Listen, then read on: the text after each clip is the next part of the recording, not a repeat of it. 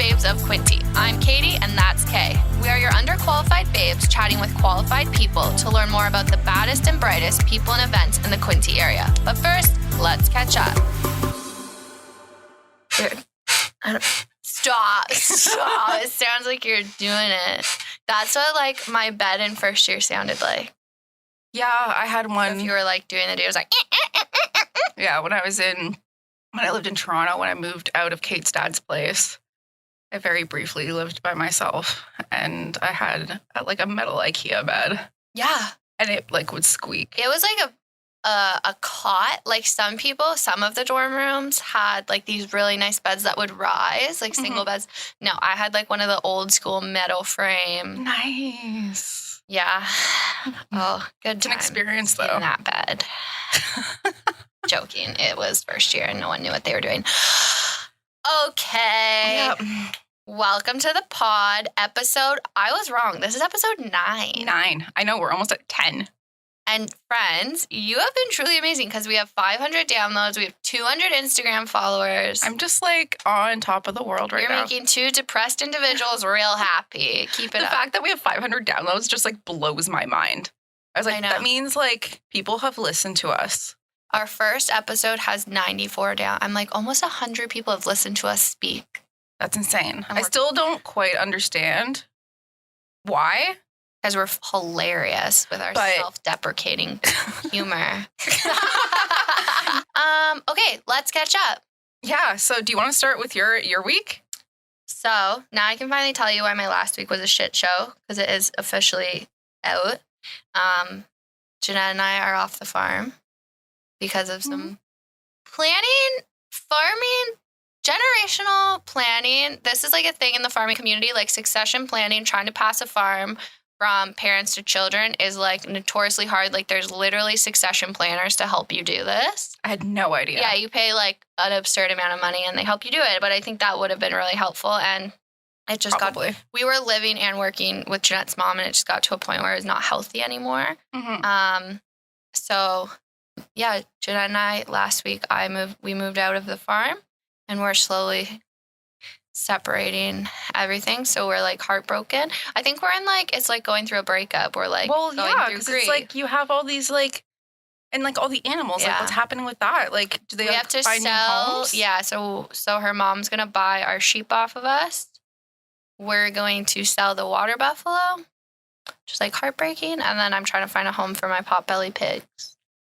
The pigs. So they'll go to like a farm and then I think we'll give we have a bunch of chickens and they'll go to like Jeanette's nieces. I really want a chicken.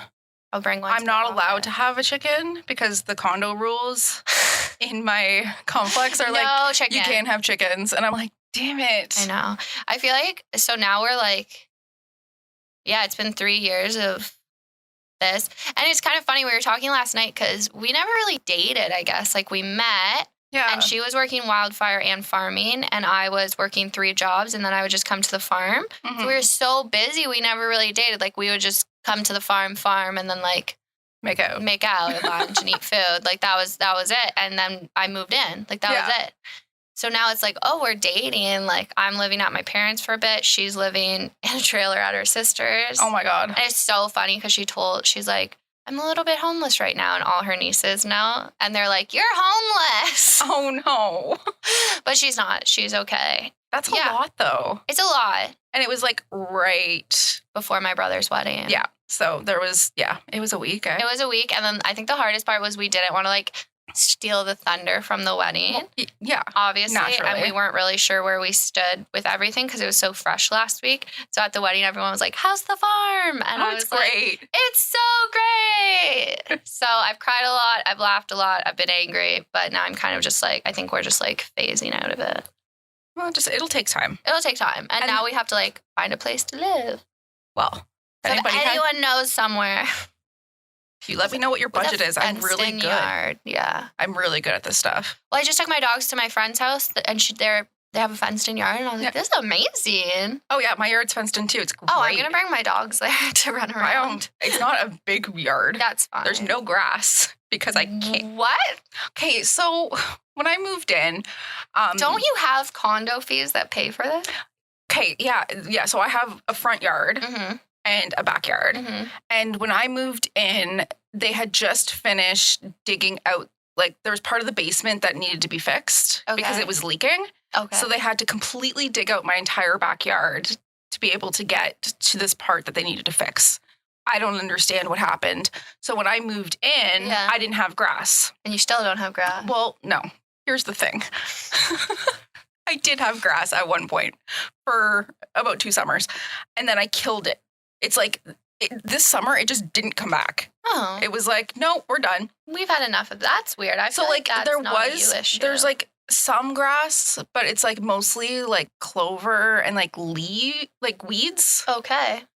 So I need to like get one of those like rolly things for the lawns to like flatten it all out. You have to like aerate it and then I have to like really like put some time and effort into it. So that's probably going to be a tomorrow project if it doesn't rain. She just gives you your whole lawn in a day. It's not a big space. It's like the size of this room. Oh, okay. So it's not massive. Yeah. But like I have like a little deck and everything. Oh, that's nice. I like It's that. Yeah, it's a sweet little backyard. Oh. And there's trees behind it. So it's like there's like a pathway behind all of the condo backyards. Oh. And then it's just all trees. So it's like not really. I do like where you live. We're not super private. It's great. Don't want stalkers. Safety. Because we're so good looking, everyone's going to stalk us. Yeah. No. Have you ever had a stalker? No, have you? Yes. More people than you'd think have had stalkers. Very concerning. Yeah. Who stalked you? Some guy from the internet. Like multiple people, actually. So tell me more. This is terrifying. Yeah. So once it was when I was like 16, it was this guy from like New York, and he called. And you were in Timmins. Yeah, in the middle of nowhere. He ended up like calling my house, and my mom told him to like where to go. She's like, "Why is a grown man calling you?" I'm like, "I have no idea what you're talking about." Did he find you on the internet? Yeah, so I was just part of like this message board, like for. Those seem dangerous. I don't do message board. Oh yeah, no, and this is when like like AOL chat and Yahoo chat was like the big thing. Chat roulette. Yeah, like all that stuff. Everywhere. It was just like it was rampant. And actually, from the same message board, it was another guy. Oh my God. And when I was closer to about 20, he called my workplace looking for me. Yeah, I know, it was crazy. I watched an interview and it was saying like, so it was a female comedian. I don't know her name, but this is very off topic of what you said, but it just got me thinking. So it was like, why does Pete Davidson, he pulls like all these like super attractive women? Big dick energy. Because he's funny too, right? Yeah. And so this female comedian was like, I thought like I would be dating all these men, but the definition of like a funny man is like someone making people laugh. The definition of a funny woman is someone who laughs at your jokes. Oh. I don't know if that's true or she just said it, but I was like, this is why men find me offensive, even though I'm hilarious. Yeah. Or maybe I'm offensive. It's like, no, men, no, it's, I think it's like a confidence thing. Like men are like intimidated by women who have, like, are outspoken. Yeah, I've been told, like, do you like to belittle men? And I was like, no, I'm hilarious. And I'm like, I'm not belittling you. I'm just telling a joke. Like, yes. Like, so a thing I like to do in bars is, like, get men. If I like someone's T-shirt, like, usually it's a man shirt, I'm like, I'll switch shirts with you. And they're like, great, I'm going to see boobs. Plot twist. I just put their shirt on and then take my shirt off underneath. No. Don't get to see boobs. That makes sense. And then they're like, and this man was like, you just belittled me. I was like, no, I didn't. I just got your shirt. No, you're just you just presume. Yeah. Not like presumptuous is the wrong word, but like that you were going to see my boobs. Yeah. So this is a tangent, but. That's a good tangent. Now you have the podcast burps. Yeah, but our guest today says that burping is good for your energy. That's very true. Yeah, I want to tell them about my plant. Oh, do it. And my bulk barn. Yeah, because we have to do the reveal video of your bulk barn purchase. Okay, so I got a plant in the mail, and I'm very excited about it. And I'm going to post it to our Instagram stories. But it's very cute. And it's very cute. It's a Monstera Thai constellation. You cannot grow them from seed, which is why they are so expensive. Then where did they come from? It's a genetic mutation. Oh. So it's a monstera, like that you see like just in Home Depot or whatever for like $20. It is a beautiful little plant. She's adorable. And I'm very excited about it. I squealed when I opened the box because I was wondering when it was going to come. I was thinking about it last night. I was really worried because it shipped on Monday. Oh. And it's been sitting with Canada Post since Monday in a what dark would you little do box. If they killed your plant? I'd cry. Would you get like a refund? I have no idea. I emailed them yesterday though because I was concerned. I was like, I'm a little worried that it's going to come dead. Yeah. Because, you know, the lack of light, plants need light. But she came and she was like, one of the leaves is a little bit roughed up, but I mean. It'll come back. Well, it's like bent. Oh. But I mean. Super glue? No. I don't know. You can't fix leaves like that. It's one of those things. I'm not a plant person. It's a new leaf though, which is why it hasn't like fully hardened yet. That's what she said. I'm watching a lot of The Office lately. No, yeah, definitely post pictures of it and then post it next to your other plant because I thought they looked alike, but she did school me on plants and showed me pictures. I like the plants. If you have plant babies, send us. I really, really love plants.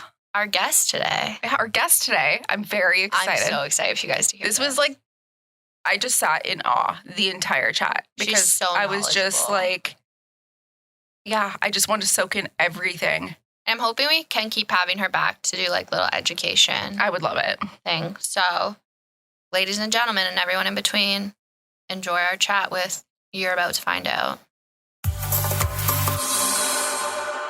Okay. And I burp. Hold on. She burps a lot.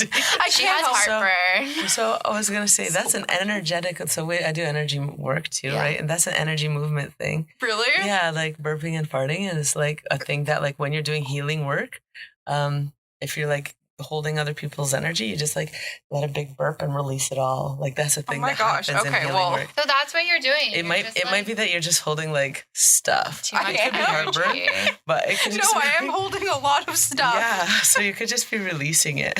Oh, maybe it's a good thing you're burping so much. Honestly, it always feels better after I do it. Yeah, it does. Just like Shrek said.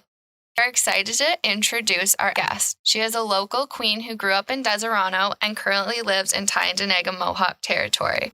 She has a wealth of knowledge of Indigenous peoples in education, Indigenous food systems, Indigenous peoples in Canada, and so much more. No offense to our previous guests, but she is definitely the most educated we've had. She has a Diploma of General Business from Fleming College, a Diploma of Mohawk Language from Trent University, a Bachelor of Education specializing in Aboriginal Teaching from Queen's University, a Bachelor of American Indian/Native American Studies from Trent, and if that is not enough, she is working on a Master's of Sustainability from Trent University. She has been a course instructor at Trent, Loyalist, and Fleming College, as well as an Indigenous Consultant at Fleming Employment Services, and is currently an instructor and curriculum developer at the First Nations Technical Institute. She is a mother and is currently in the process of building a house. I had the pleasure of having her as a teacher at Fleming College, and I can honestly say she is one of my favorite educators. She is kind, passionate, and full of knowledge. Ladies and gentlemen, and everyone in between, please welcome Nikki Auten. Auten? Yeah, Auten. We got there. Thank you so much, Katie. Thank you for coming. Absolutely. Yeah. I'm super happy to be here. On this really gray day, unfortunately.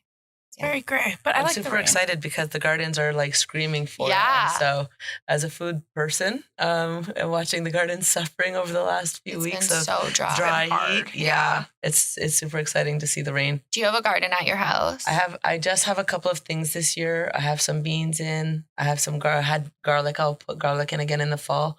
And that's all I did this year. The birds took off all my tomatoes and I was a little discouraged this year. So we're going to work on that again for next year and get some fencing put together. There.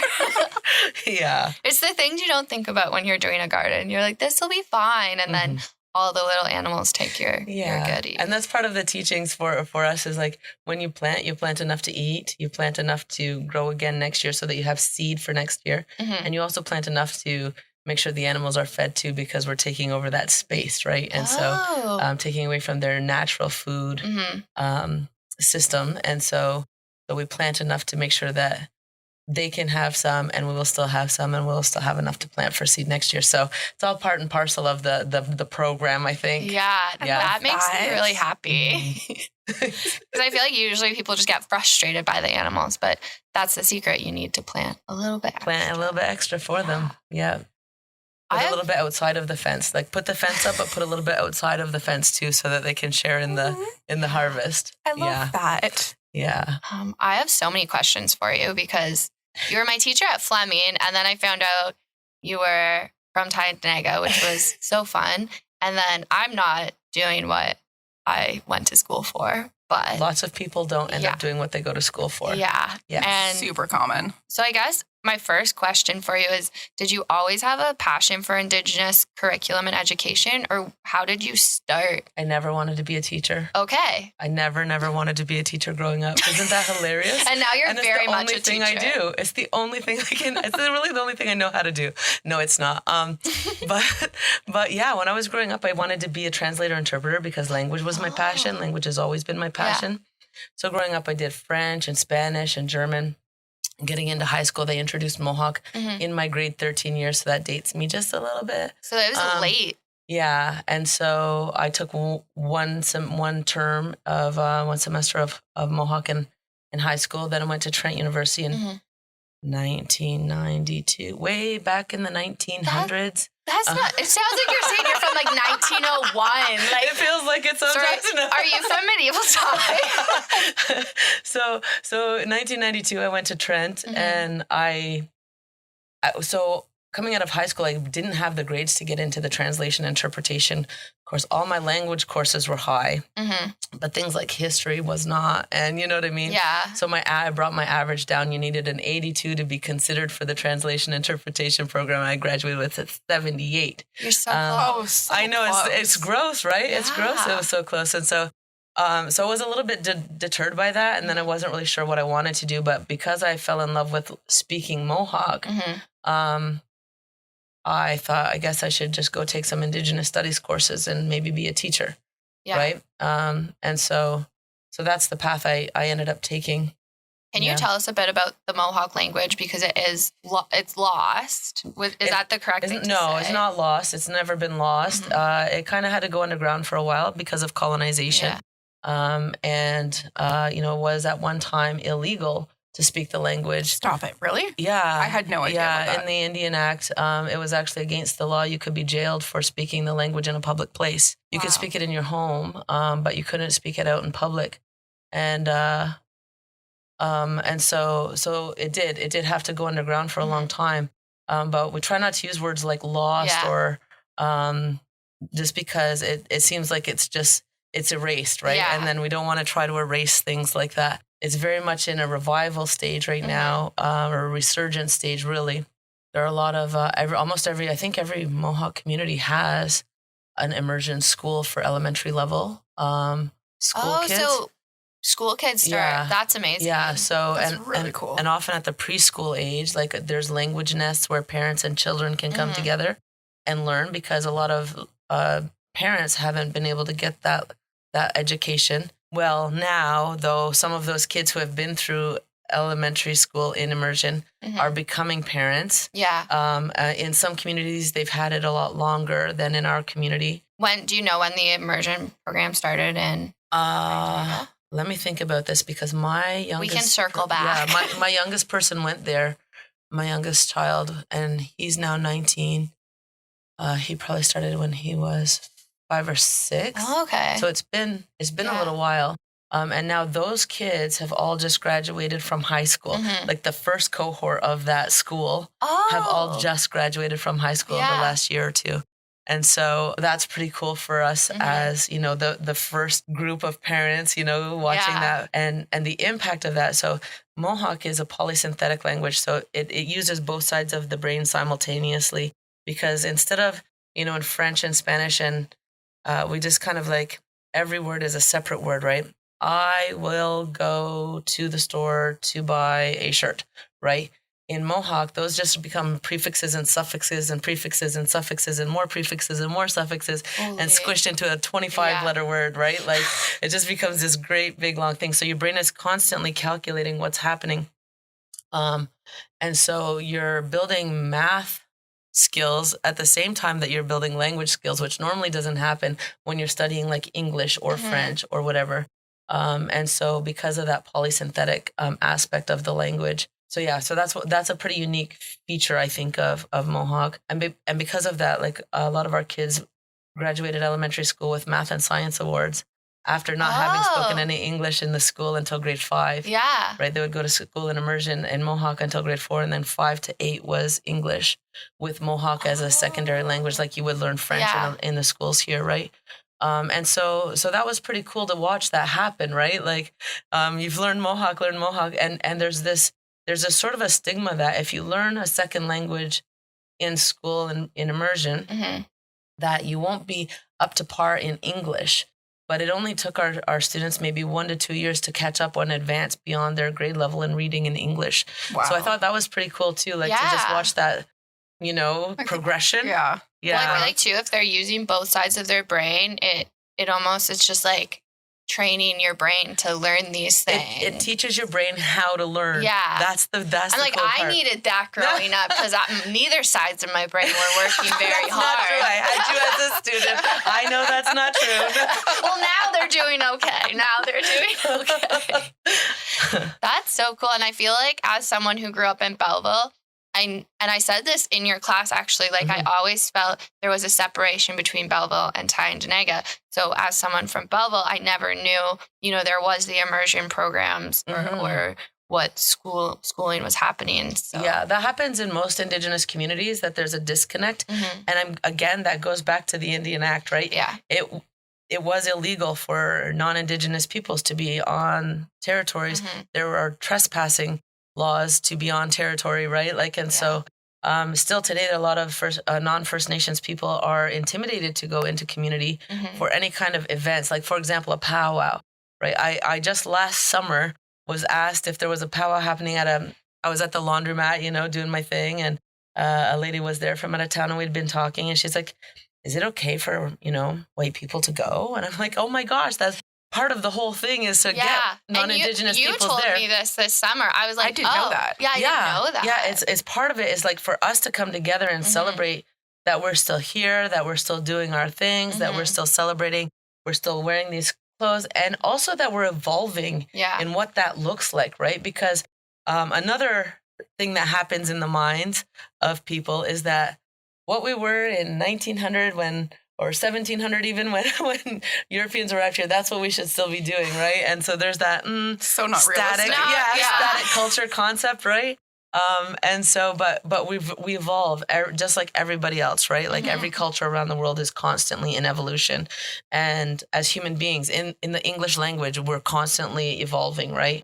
And so too is true of Indigenous peoples, and so we see what people are doing, and how Indigenous peoples are adapting with Western culture, right? Like with the dominant culture, like, I don't know if you've seen, but there's a huge Indigenous like Baby Yoda movement. Like what? Baby Yoda has been adopted by Indigenous people. Stop it, really? What does this mean? And Tell me more. You can go on. You look up like any kind of like memes or gifs with Indigenous Baby Yoda, I'm right? doing it right now. I don't know what the Baby Yoda is. Got a name, and I don't know what it is, but I don't know it either. Oh, there's like beadwork. There's beadwork. Stop it, really? No, it's so That's so beautiful. cute. We're gonna share this. Oh my goodness, this is amazing. And so you'll see people at a powwow now, like wearing Indigenous like Baby Yoda beadwork. Like this person has a full like Baby Yoda in regalia. Love in a. I don't know what we call that in Mohawk. I only know the Ojibwe word for it. It's a cradle board. In Ojibwe, they call it a tiknoggin. But I don't know the word for it in Mohawk. That's funny. Oh no, I don't know the word for that. That's because I never had one.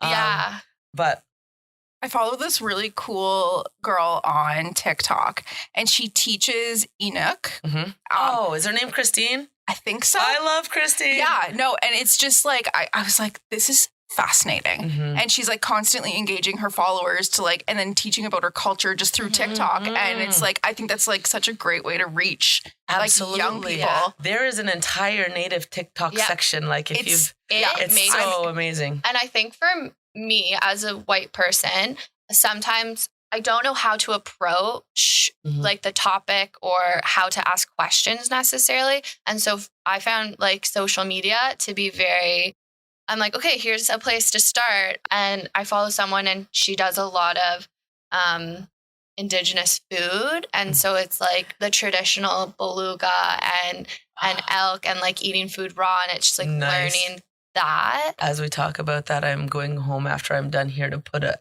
caribou heart in the roaster. So I'm gonna need you to share a photo because it's just and for me too, food, like I know you love food and teaching food, so that's one thing for me, just in all food systems, like minimal waste. And I feel like Indigenous cultures do that so well, using all parts of the animal and respecting the animal. Absolutely. And at the same time, I don't want to stereotype and like pan-indigenize that, because a lot of our people are in modern society just like everybody, right? And so not everybody has the capacity to do that. Yeah. Right? And so those who are hunters and fishers and trappers and still working on the land and doing that work, absolutely, but not everybody is in that place. And so I really want to make sure that we don't sort of romanticize Indigenous peoples in a way that is not 100% accurate, right? And that's a thing that happens a lot. Like, oh, here's this one narrative that must be all Indigenous peoples, right? And that's not ever true. You know, like it's very different, even just in one community or even within one family. You know what I mean? I joke a lot because in Tyendinaga, there's a big difference between, we just say the East End and the West End, in terms of maybe outlooks or I don't know.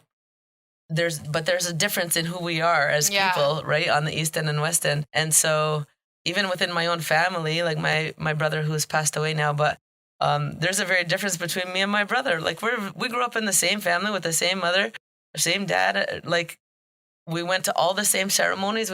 And we still have a little bit different beliefs, right? So when we think about like who Indigenous peoples are, we have to think very like individual collectives, but individuals, right? Like, and so the idea, you know, and even it happened in my master's degree from a man who is very conscious of it, but it's so easy to just fall into. So what do you think the Indigenous thought is around? And I'm like, the what Indigenous thought, like the who's Indigenous thought, like what is it you're trying to, like, I can only speak to my Indigenous thought, right? Yeah. Which is me as a Haudenosaunee, Mohawk specific woman from the East End of Tyendinaga who spent a lot of time with Anishinaabe people in Peterborough, because I went to Trent 2-3 times now. So I'm on my third round at Trent, right? So I've spent a lot of time, you know, so my perspective on that I can tell you, but I can't speak to, you know, my neighbor's perspective or the Anishinaabe perspective or whatever, right? So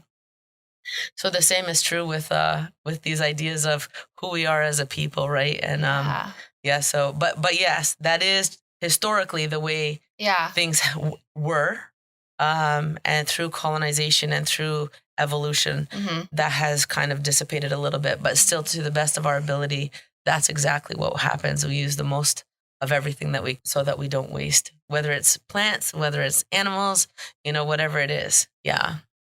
Yep.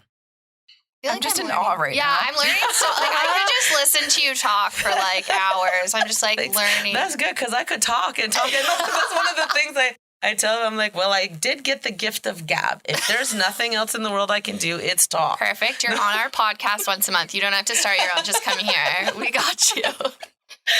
So you grew up in the area in Deseronto, and then when did you move? So I grew up in Deseronto, in the town of Deseronto. Okay. And so it's funny because growing up, I didn't know, like my father's not Indigenous. My mother is. I didn't know my mother was not allowed to move back to the reserve because of the Indian Act. If you do nothing else, if listeners do nothing else, please read 21 Things You Might Not Know About the Indian Act. This jumps to one of our other questions that we're going to come to next, but keep telling us this story. And so my mother married a non-Indigenous man. My mother is what you would consider like full Mohawk, like as far back as we can find, there's Mohawk. And my father is not Indigenous at all. Oh, apparently there is something, but anyway, not enough to say so. And so because of that, my mother lost her rights as a First Nations person, because that's how the Indian Act was written. If an Indigenous woman marries a non-Indigenous man, she loses status and all rights associated with status. right? So she can no longer live in her community. She can no longer like build on a land, whatever, right? And so we lived in Deseronto my whole life, and we would visit my family on the reserve. And it never put in my mind an association that the people we visited on the reserve were my uncles who were Indigenous and their wives. So many of my uncles also married Native women. However, but like it didn't register, and I didn't know anything about the Indian Act. I didn't know anything about being Indigenous at all. I knew I was Mohawk. I knew I was Turtle Clan. And I knew I could never marry another Turtle Clan person. Those were the three things I knew about being First Nations growing up. Gosh. I didn't know anything about culture or language or anything like that. And I just certainly didn't know about the Indian Act, and that my mother was not allowed to move back to the... So I just would tell people, like, my mom's too proud, right? Like, she doesn't want to bring this man onto the reserve because he's not Indigenous, right? I didn't know she wasn't allowed to. When did you bring that? Not until very much later, like when I was in university. Oh, okay. Taking Indigenous studies, learning about the Indian Act, right? The Indian Act is not something that's taught in schools. And so even in Indigenous schools, so I just want to be clear, not in non-Indigenous schools, but not in, at all.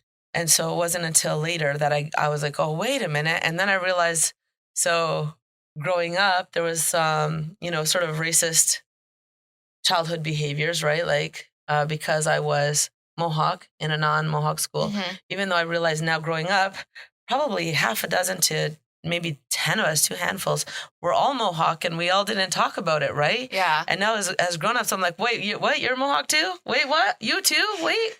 And so we didn't all know that about each other. And I don't know who else's experience was similar to mine. But I know that I did get a lot of sort of racist comments about being brown. I was browner than I am now, and listeners can't see that I'm very white presenting, right? You wouldn't, if you walk down the street, you wouldn't recognize me as an Indigenous person, but as a child, I was very brown. And I'm like, maybe that's from not going outside as a grown-up, because I do all my work inside mostly, except for gardening. But anyway, so then finding out in university about Bill C-31, where in 1985, they gave rights back to those women who lost their rights through marriage. So that's when my mother got her rights back. Me and my brother and sister got our rights as Indigenous peoples. And so status, that's what that means, right? You got status back. And so it's so complicated. The whole business of being Indigenous is so complex and like layered and complicated. It's incredible in not the best way. Well, I had a friend who worked for child services for Mohawks of the Bay of Quinte. And like one of her key roles was helping people gain status again because it's not easy. No, well, you have to make sure, you have to find your genealogy, and that's not the easiest thing in the world to do, right? You have to be able to prove that your family tree says that, you have whatever level that they're looking at, right? And Indigenous peoples are the only people in the world who are sort of pedigreed in that way, right? Like you pedigree dogs and you pedigree horses, but you don't pedigree people, right? If you're American or Canadian and you marry somebody from France and they move here and they become, and that's just it, right? Like you don't have to prove, and every few years you have to renew yourself as a First Nations person, so do you have to prove it again? That depends on which card you have. No. Oh my God. Yeah. So if you have, it's very complicated, right? You may have to produce documents again. If you have this secured card, right? Every few years, I don't know how many years, but I think it's every 4 or 5 years or something, but you have to renew your card. And some people will say, well, you have to renew your license, but a license is a privilege, right? This identifies you as a nation, or like as a, I don't know. It's anyway, like who you are versus, something what you're allowed to do. Yeah. It's like you have to prove who you had to learn how to do driving, right? Like, So it's you don't have to learn to be. Yeah. That's right. It's just something I am, like you. Yeah. And so, and there's a lot of rules around that, and it changes all the time, because now recently in 2011 there was Bill C-3, which was a MacGyver case out west that said that if you have one grandmother, there's this whole, so with these women who got their rights back in 1985, if they married non-Indigenous, they were not able to pass status on to their children. So that would be me. So if my mother has passed on status to me through Bill C-31. If I had married non-Indigenous, my kids would not have status. But if my brother married non-Indigenous, like it's different, right? So Oh my God. Anyway, yeah, it's very different. So, and It's so my family is a perfect. It is complicated. super complicated. And without a picture, like without being able to visualize it in front We of need your a audience, I need don't a want to try to diagram. explain it. Yeah. Yeah, this is how it goes. But yeah, so it is very complicated. So they're still trying to rectify that. So in 2011, Bill C-3 says that now the women who have some like C-31 status can also pass on, because there's a discrimination between like if my mother and her brother both married non-Indigenous peoples, her brother could pass on status, she could not. Yeah, right? so that doesn't make sense. Because of the way you're right, it doesn't. And so and I might have that not quite 100%, so I don't want to say for sure, but no, that's okay. if I could draw it, I would show you, because it happened in my family and my brother's family, where I married an Indigenous man who did not have status because his grandmother lost her status. Okay. And so my brother married the same amount of what the Americans would call blood quantum. Okay. Americans do things differently than in Canada. And it's because like why would it 25%, 50%, like whatever. And you get like 1/16 or whatever. Like it's really quite outrageous. But in my family, my husband's grandmother lost her status when she married a German American man. Okay. Got her status back and gave status to my husband's father in 1985. But he married a non-Indigenous woman, so couldn't pass on anything to his kids, which is my husband, okay? My brother's partner, her grandfather was Mohawk, who married a non-Indigenous woman, so she became a Mohawk. At the same time that Indigenous women were losing rights, non-Indigenous people, women who married Indigenous men, gained rights when they got married as status Indian people. That's so messed up. And so, well, if you think about the purpose of colonization, right, it was to eradicate Indigenous cultures and peoples so that Europeans could come and have land and resources and all of the things. And what better way, especially in Indigenous cultures where many of the cultures were matriarchal people, right? Matrilocal, matrilineal, or what have you, right? Depending on the peoples, where bloodlines ran through the women, right? Teachings ran through the women. They were the ones doing those things, right? Men were hunting and trading and warring. Women also traded. I don't want to say it was only men. Again, let's not pan-indigenize, right? But, and so, but that a lot of that comes through the women, right? If for Mohawk people, your bloodline comes through your woman, the mother side, the clan system comes through your mother's side. And so if you're trying to do that, the best way to either assimilate or get rid of any kind of blood history is through women, right? And so if you're getting rid of the Indigenous women and bringing in European women, right, into families, then those European values are getting passed down, right? And so it's very strategic. And so this is what happened before 1985. Non-Indigenous women who married Indigenous men gained status, and Bill C-31 did not address any of that part, right? They maintained status. They still maintain status today, right? But it only addressed the fact that women lost their rights and got those back. And so they're still trying to rectify that. So here my sister-in-law, her grandfather was Mohawk, married a non-Indigenous woman. So now those children are considered still full status, right? Air quotes. So even though they're only what you would consider like 50% blood quantum, and this is, the politics of being Indigenous, but so 50% blood quantum, but full status, okay? So on paper, it says you're a full status Indian. So those kids are able to pass down, right? So my sister-in-law's mother marries a non-Indigenous man, just like my father-in-law married a non-Indigenous woman. But because the mother over here has full status, And this man is a Bill C-31. He can't pass status, but she can, even though they're both 50% blood quantum, right? So my sister-in-law now has half status, like I think we call it 6'2" in Canada. I know, and that's the 6 and 1, 6'2" thing is a whole other story, but I've never even I know, heard let's of not that. talk Like about that at all. No, I'll edit it Because it's so confusing. Yeah. And so we definitely need a visual for it, but We're gonna, next time she's coming, we're doing a video. Yeah. So then would your kids have to go through a different... when Bill C-3 came, my husband qualifies for Bill C-3. Okay. Because of the gender discrimination in the Indian Act, they try to rectify that and with Bill C-31, and it didn't fully rectify that. So there was a court case in the West Coast, the MacGyver case, that said this is not right. And so they changed it up a little bit. And so my husband was able to apply for his status. And then he got his status under Bill C-3, and then my kids were able to get status.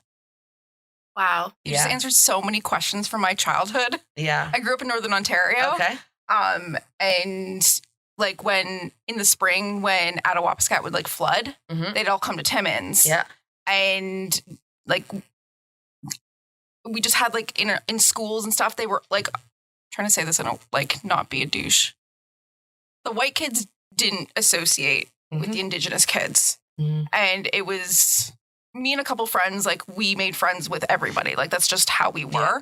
And they would always talk about like this stuff. And it never processed in my head because I was a teenager and all I really cared about was finding cigarettes. And yeah, I was like, sorry, was it drinking just punk booze. rock? Is that all you wanted it was to literally do? just, we cared about punk rock. And this just makes so much more sense now. Like there's like all these things are clicking and I'm like, oh my gosh, like this makes...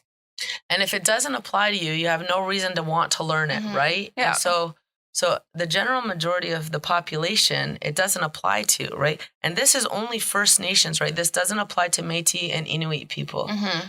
Inuit. Don't say Inuit people. Sorry, that was my bad. Because Inuit means the people. So you'd be like saying, it's like saying chai tea. You're just saying tea, right? Yeah. Inuit people means people.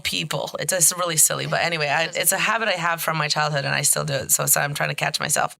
So it doesn't apply to Inuit or Métis. Okay. And so only First Nations peoples in Canada, right? And it's very different in the United States. And the terminology is very different in the United States, and the rights and all the laws are very different in the United States than here. Was that a challenge then? Because your husband's American. Was that a challenge? A little bit, not really though, because his genealogy is from my community. Oh, okay. Yeah, he's Mohawk from here, but born and raised in Detroit. Yeah. Like here we call, and this is again, there's so much in the nuance of it all. Like we call reserves.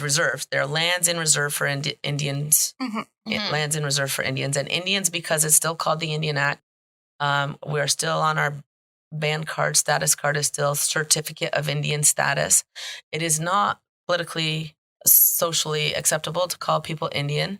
However, some people claim that, right? Like in the West, I know, in the Plains a lot, people like proudly wear that title, right, of Indian. And I know Rosanna Deerchild on, she's so fierce, on the CBC. She used to do Unreserved on the CBC. And she once said to me, and it's just stuck with me, she's so funny. There's this idea that nobody's really afraid of an Aboriginal. Like, nobody's really afraid of a First Nations or an Indigenous person. But if you tell somebody you're Indian, everybody gets a little bit scared. Like, they're like, wait a minute, you know?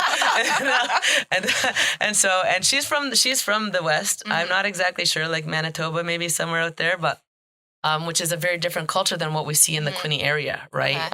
Okay. Their statistics are much higher than us in terms of foster care and incarceration and stuff like that. And ours are high. Don't get me wrong, ours are high, but in the Plains area, it's incredibly high. And in my own mind, and I don't know if there's any truth to this, but they also had a much higher population per capita of residential schools than in our areas. Like our kids had to travel quite a distance. But if you look on a map of where residential schools were located, there were a lot in the Plains. A lot. Yeah. And so I don't know if that trickles down and creates a culture of something different than what we see here. I'm not for sure, but anyway, so they still call Indian Okay. quite naturally. And a lot of older folks still do because that's what they grew up with. And I still catch myself doing it too. And I'm only 48. Yes, I'm going to own that on the radio. And so, yeah, I still, because that's what I grew up knowing myself as was Indian, but now I've come to a place where I try to use my own name for us. And that's what I would encourage people to do is, every Indigenous community or peoples has their own name for themselves. As Mohawks, and Mohawk is a funny word, right? Mohawk is an okay word, but like it's from a Narragansett people and it actually means people eater, right? Like who wants to be called that? I do. It's kind of badass, honestly. We joke at my house about being cannibals. We joke about I love it. And I think this is why I like you so much. It's like, just embrace it. But it's not like the best term. Does it mean people eater in terms, in Narragansett, which is another Indigenous community. Oh, okay. Yeah, and so another Indigenous nation, I guess. And that's not exactly how they said it in Mohawk, I think. But I'm not 100% sure because I don't speak Narragansett, but that's how it looks when I see it written.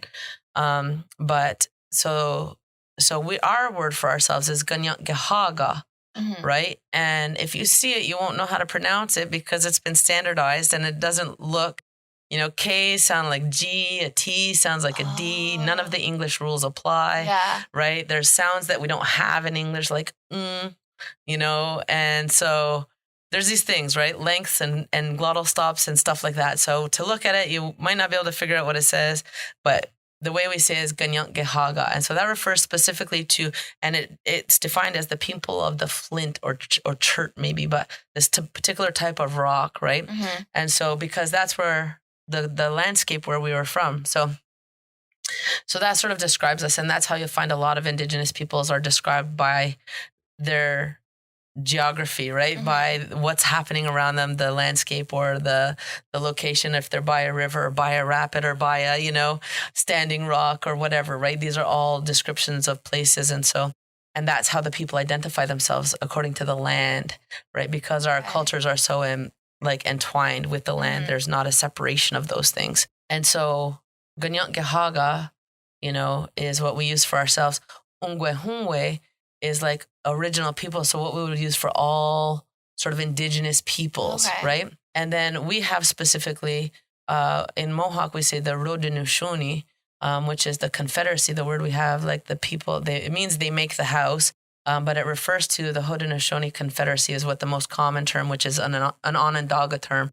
Haudenosaunee, Haudenosaunee is exactly the same word, just different dialects of language. Like the Haudenosaunee is a Mohawk, Haudenosaunee is a Onondaga word. So in that, that describes an alliance that came together, right? They say originally in the 5 nations. So the Mohawk, the Oneida, Onondaga, Cayuga, and Seneca. And then later they say the Tuscarora. Some say the Tuscarora have been involved a long time, but the narrative I know right now is that the Tuscarora sort of came under that umbrella a little bit later. And so that's an alliance. So when we talk about Haudenosaunee, we're also talking about Mohawks or Ganyantgehaga. We're also talking about Oneida or Onayotdaaga. Right, like we're also talking about all these other groups, right?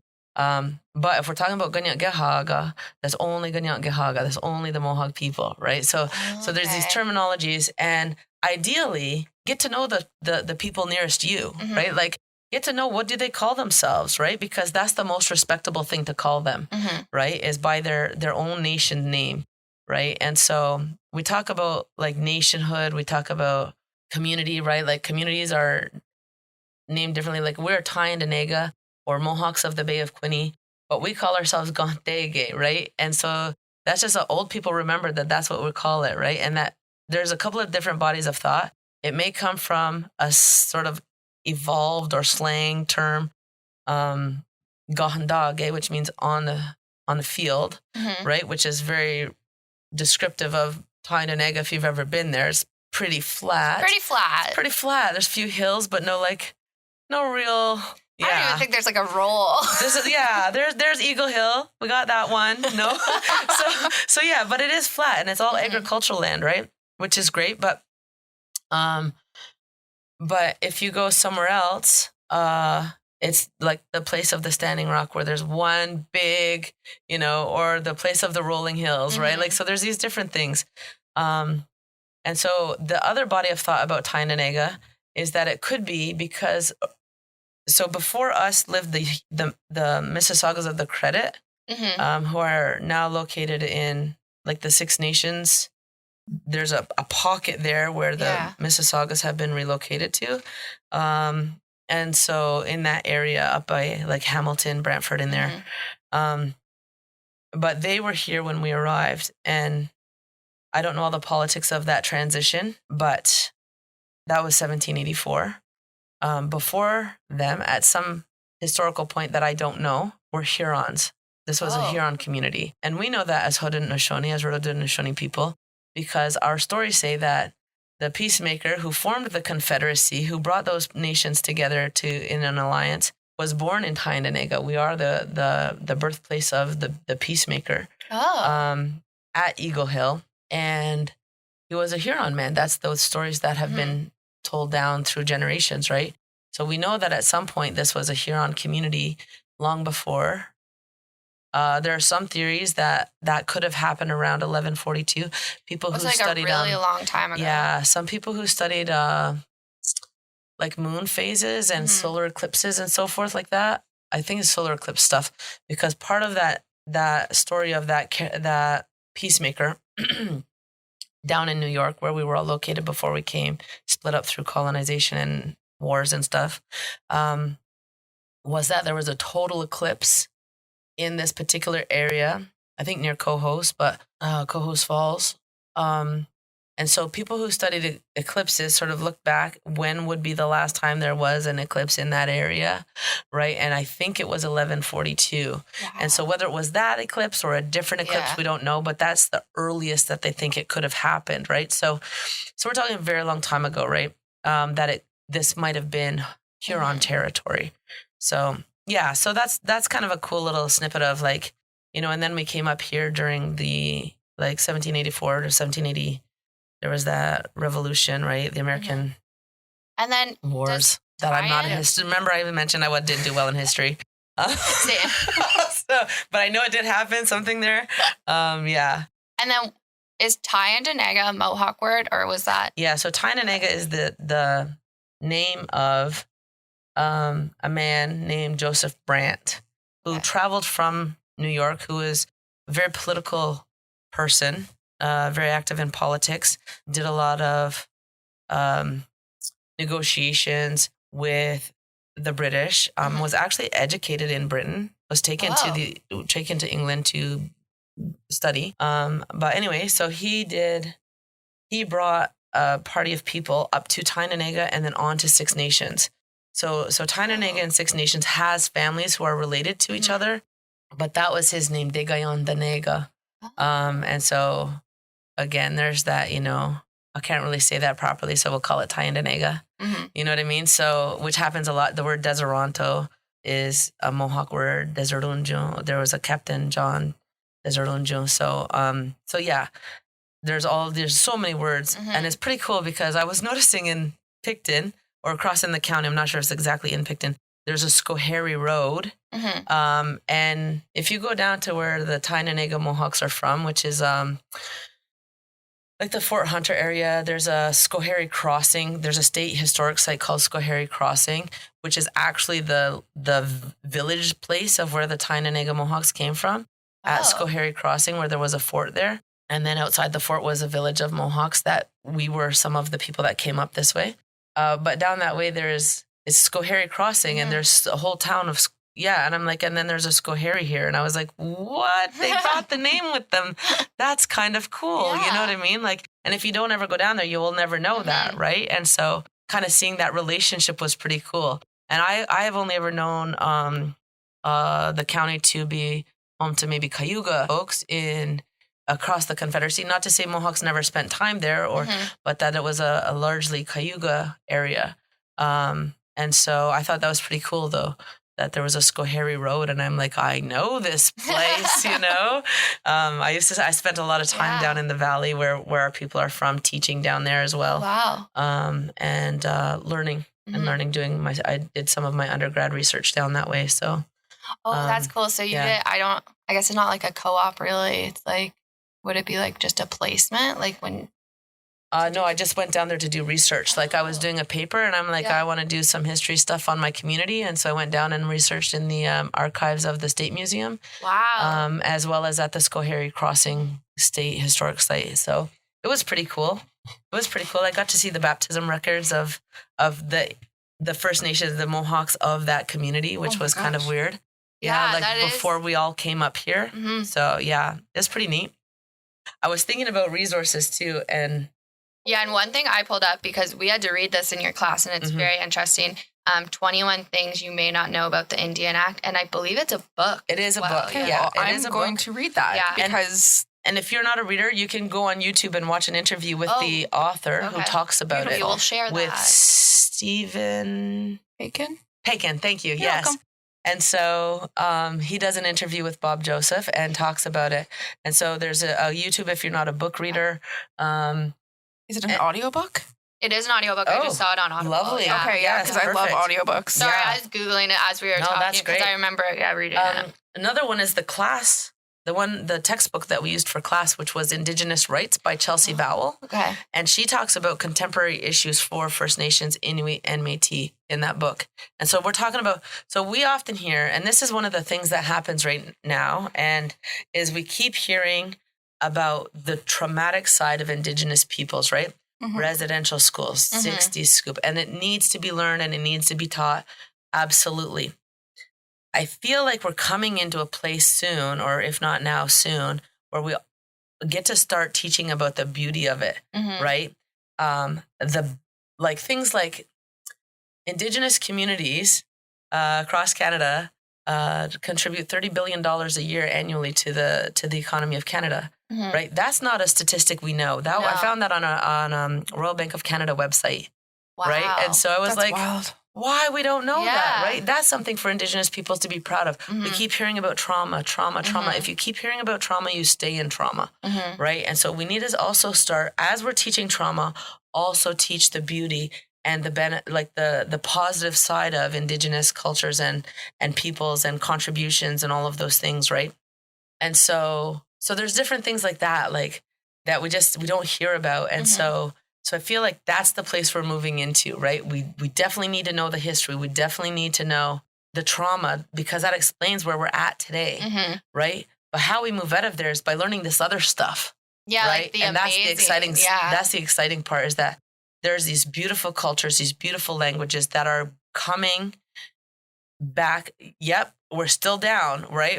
Our numbers are still low, but there are people actively working in every single community, I guarantee you, across Canada. And there are 633 Indigenous communities in Canada, right? And I guarantee you every community is working on revitalizing language and culture as a means to heal, right? And bringing back those things so that we can see the beauty in who we are again, because of that disconnect through colonization and the traumas that came with that, and moving into a place of thriving as Indigenous peoples, thriving in economy, thriving in identity, thriving in language, right? Thriving in all those things that we haven't been. I'm hoping soon it's going to be thriving in health, right? Like that's my master's degree is in like Indigenous health stuff. So, moving towards a more Indigenous paradigm of what is health and how do we assess and monitor health of Indigenous peoples. But that's a whole other conversation. Well, you're coming back, right? I'm like, I can listen to you speak. Like, I learned so much. I learned so much, and we've been talking for an hour and 15 minutes, and it's just like, I could keep just like. Thank you. And I think it's just like, there's so much that is available to be learned. And so we're just touching surface level stuff, right? And there's so much like, we could have a whole day of just Indigenous music, a whole day of just Indigenous film, a whole day, a whole thing, like a podcast, right? A session. Right? We could do one a week for 52 weeks and never lose track of topics, right? And so some of the things, like if you're not really sure you want to do all this like heavy stuff, there's a great film called Rumble that talks about Indigenous influence in rock music. Very cool. It is, and it's fabulous, and you'd be amazed and at who is Indigenous, right, in the rock industry. And then there's another film called Real Injun, like REEL, like film, INJUN. Oh, yeah. So Injun is one of those words that has been historically used as a derogatory term, Injun. But so again, a reclamation. So Real it's Injun. a documentary. And so is a documentary of Indigenous peoples in Hollywood, right? Like in film, and how Indigenous peoples have been portrayed in Hollywood and the impact that has had on mainstream populations, right? As well as Indigenous populations. So pretty cool stuff, like to be able to start to look at in a really easy to digest way. Yeah. Right. And so those were some of the ones. There's some fun ones. Like I just went and watched this Run Woman Run. I feel like I've heard of that. Filmmaker, producer in Six Nations, Zoe Hopkins. It played here in Belleville. I missed it here. Went to Peterborough to watch it, and it's a beautiful comedic film, like fictional film that addresses diabetes in Indigenous communities, right? And in a really fun and beautiful way, engages with a historical figure, Tom Longbow, who is a Onondaga runner, like has one marathon and whatever, right? So, and then there's some Inuit film like The Angry Inuk or The Fast Runner that sort of gives you some insight into authentic Inuk society, right? Like, and so when you're thinking about like what to consume in terms of Indigenous, whether it's literature, whether it's film, whether it's whatever, right? Like the thing to think about is ask yourself, who is producing this thing? Who's the author? Who is the artist? Who is the whatever, right? The filmmaker. Are they Indigenous? How do you know? Like, what community are they attached to? Like, what nation? Is the story a pan-Indigenous nation, like story or concept or whatever? Or is it community specific? Is it nation specific, right? Think about those things when you're consuming. You might not always know, I can identify this author as definitely this is an Indigenous author, but do some research, look them up. Because of, unfortunately, there have been some incidences, and maybe you've heard and maybe you've not, but of people who have claimed Indigenous identity in order to benefit from Indigenous narratives. But also there's like things that are specific to Indigenous monies, funds that are Indigenous specific to encourage Indigenous writers that people are accessing, or arts or whatever, right? Or awards, right? That are specific to you. And so that has happened historically. There's been a few in relatively recent sort of film and literature events. And you want to try to steer away from that, right? Like as much as possible. There's no way to do it 100%, but do your best, right? Like do your best to consume authentic Indigenous content, And there's some local art authors, and there's some local artists and, musicians and stuff, Indigenous folks, and that are, Gallery 121 in Belleville does every year an Indigenous art event. In the county, there's really good stuff happening in the arts community, including Indigenous peoples. And so look for those things, right? And involve yourself if you're looking to learn a little bit more, right? Talk to people when you're at those events. Don't just go and look at their art and leave, right? Talk to the artists that are there or whatever, right? Get to know.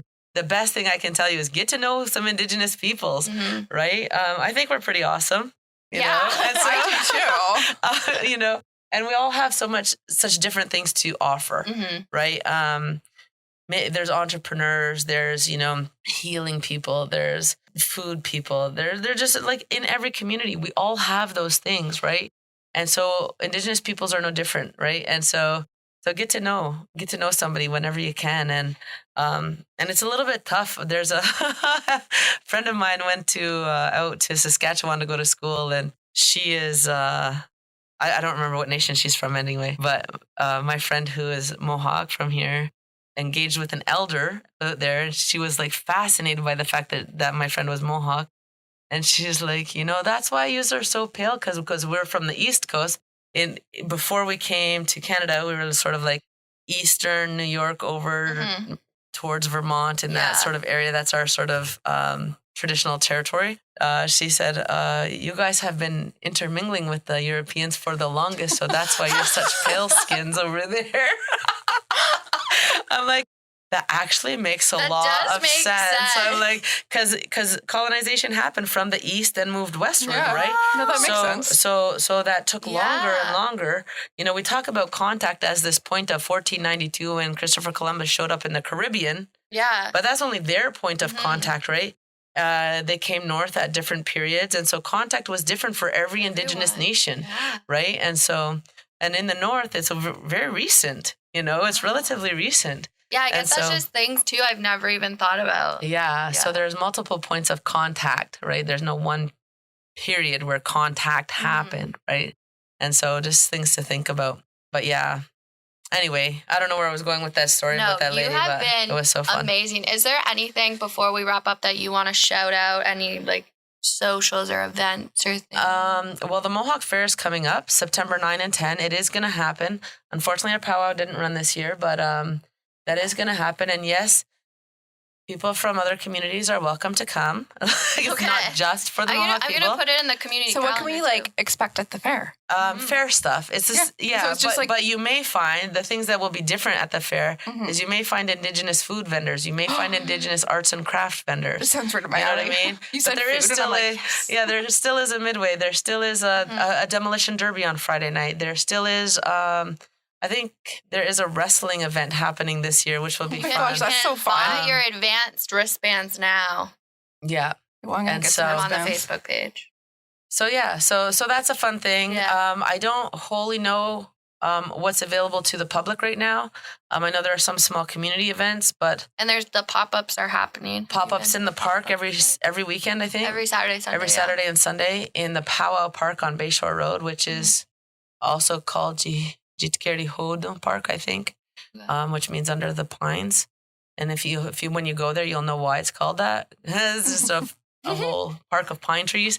But yeah, so I think that's the event stuff. I know you're on LinkedIn. So. Everybody's, I am on LinkedIn. I'm going to add you on LinkedIn. Okay, please do. Yeah. That's how I got on a side note, it shows that I'm working with Primerica now, which is absolutely true. Yeah. It's not showing me as I think it doesn't show me as primarily an instructor right now, but I am an instructor at FNTI on reserve. I was living in Peterborough, teaching at Fleming, going to school at Trent, relocated to come home and build a house, and accepted a position here at FNTI, where I'm currently developing curriculum, which I love. That could be a thing I could do forever. I love teaching also. Shocking. But I only love to teach. I don't love to mark. The marking part is the thing that just is not my favorite. See, I would be the marker. I can't speak, but I'm like, give me anything technical and marking, right up my alley. Yeah, and the thing about teaching Indigenous stuff is there's nothing technical about it, right? That's if you taught math or if you taught science, there's technical stuff, but there's so much reflection, right? Yeah. And so you have to really assess where people are at constantly. Yeah.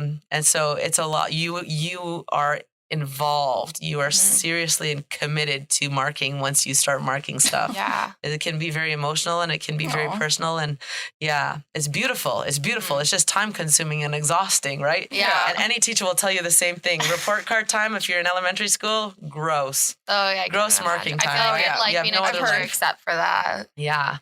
Elementary school. But the reward is outweighs it by all means, right? Mm-hmm. The reward is far greater than, for most people anyway. Yeah. I'll say that for most people. I can't speak for all teachers by any means, but connecting with students for me, I've realized that my ideal teaching age group, target market, is young adults, right? Yeah, I love teaching at the post-secondary school level because of the connections that you can make, really. Yeah.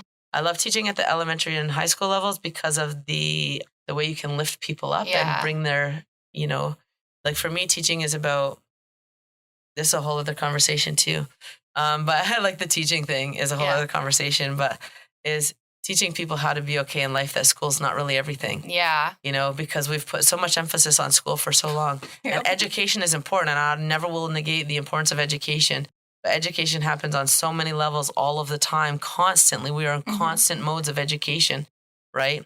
But school itself is not the be-all and end-all, and you have to be well in order to benefit from school in any way. So as a teacher, my focus has always been on making sure that you're okay. Yeah. And I know you know that. That was one of my favorite things is she would, when we had it, because we were in Zoom class, she would check in with us like once a week and be like, is everyone doing okay? Have you like checked in with yourself? And not enough. I never had anyone do that before. And I was like, oh, thank you. I don't have to only be a student right now. I can still be a human. Yeah, because you can't focus on your studies if your spirit is not well, if your physical self is not well, if your emotional self is not well, right? All those things. If those are not in check, right, then you are not going to retain anything I'm teaching in the first place. So what's the point? Yeah. Right? The same with, like, that happens all the way from pre-K straight on through, right? Like, if you're not well, you will not learn. And so that's why there's, food programs. That's why there's all those things to try to help make sure that people are okay, physically, mentally, emotionally, all those things. And so I think that's the thing, is my favorite thing about teaching, is connecting with students in a way that helps. How do you mitigate anxiety what about when you're going to go write an exam, right? How do you approach that, right? I passed out so many people before an exam cannot do it. I can't do it. And because the pressure is so much, right? And so helping students with tips like that, how do you get through life when you don't have enough money or you don't have enough support in the area? Like, we have a lot of international students and you're here by yourself completely, right? Like, so what are those things? I think that's the biggest thing that I love about teaching. And if you learn the other stuff, great. Yeah. Right? But if I can help you be successful beyond my classroom, beyond this educational experience, then I've done my job. And I will never know as a teacher. I will, unless you get a hold of me in 10 years and be like, hey. Well, I have latched on to okay. you. Yes. So. And I do have a few students who have, which is beautiful. And I get to watch them grow in their adult, like as they leave school and become, and some of them are mature students as well. But as they go on into whatever's next for them, I get to watch that, which is really cool, And even like I have a student that I tutored before I went back to Trent for my master's so I'm going to say he's probably 23 or 24 now, maybe 25. So maybe when he was like 7 or 8, I tutored him in reading. And when he graduated college, he messaged me and I was like, that's the best thing. He's like, because you taught me to read. You helped me to figure out how I could learn to read, right? I was able to be successful in college. I'm like, that's the reason I teach right there. That's why all of us teach, right? Yeah. I think, I don't know for sure, but I just feel like that. That's why we teach. That's a pretty common, It's like those moments is the reason, Yeah. And so thank you so much for having me in here and just talking and like whatever this becomes. I don't know. We would love to have you back again. Like you're going to be a feature, so everyone prepare for Nikki. But that was amazing. Thank you. Thank you so much. That was great. Every time. That was so great. No, Nikki was my teacher and she was, from day one, I was like, I like you. She had the best vibes. Good vibes. She's so funny and just like really cares. And one thing I really liked, and we talked about it in the end, was like she came on, it was all Zoom, so it was hard. I just like found out who she was, and we're both from this area. But yeah, she came on and she said like, you need to check in with yourself, make sure you're okay. And then like every day, every time we had class, like once a week, she'd be like, is everyone okay? Just checking in. And I feel like more teachers need to do that. I love that. Yeah, because sometimes I'm not okay. A lot of the time I'm not okay. Most of the time I'm not okay. But gonna be okay. Yeah, but we learned a lot. We got a lot of resources that we will share in the show notes. Absolutely. And I feel like I definitely learned so much. I think she just has so much to teach. And I would totally take her class, like just her class. Yeah, just her class. Like I would just love that. I know. I wonder what she taught. I only knew it like at Fleming. She taught me Indigenous Consultation, but I'm sure because she taught at Trent and Fleming and Loyalist. Well, so this is round 2, chats. I know. Come back, Nikki. We want you back. Do we have any updates? About what? I don't know, anything, like to tell people about the podcast. No. Not really. It's like back to school. Yeah, back to school's happening. My kid's in high school. Ew. Her birthday's coming up. Your birthday's Your coming up. birthday's coming What up. day's your birthday? Oh, yeah, you're after me. And Emily's birthday's almost here. Yeah. No really pod updates, but I want to know what's going on in our listeners' lives. So Yeah, like Send if there's us a anything message. cool that's happening, Yeah. I want to know what the good vibes are from everybody else. yeah, send us your good vibes because we all need those. Thank you for getting us to 500 downloads. That is like, I'm flattered. I'm so flattered because we're not that interesting, but I think they like our sadness. It's just relatable. It's relatable. Yeah, I got told like the chaos is a little bit relatable. I was Maybe like, not like to cool. the extent of the chaos, but Yeah, no, but like it's a good time. not having everything put together is We're not relatable. put together. And I was like, that's great. I feel that. I like it. Live, love, laugh, cry. You know, that needs to be like one of those signs that you put in like your house. It's like live, love, laugh, But cry a lot. and then cry. When I started like getting diagnosed with anxiety, everyone gave me those fucking things that said like live, love, laugh, or keep calm and carry on. And Oh, I'm like, God. guess what? I can't keep calm and carry on because my brain wants to explode. Yep, And I'm gonna go eat my lunch. So that's probably a good idea. that's cool. Well, That was great. great week, everyone. You'll hear us again next Wednesday. Bye. That was chaos and fun.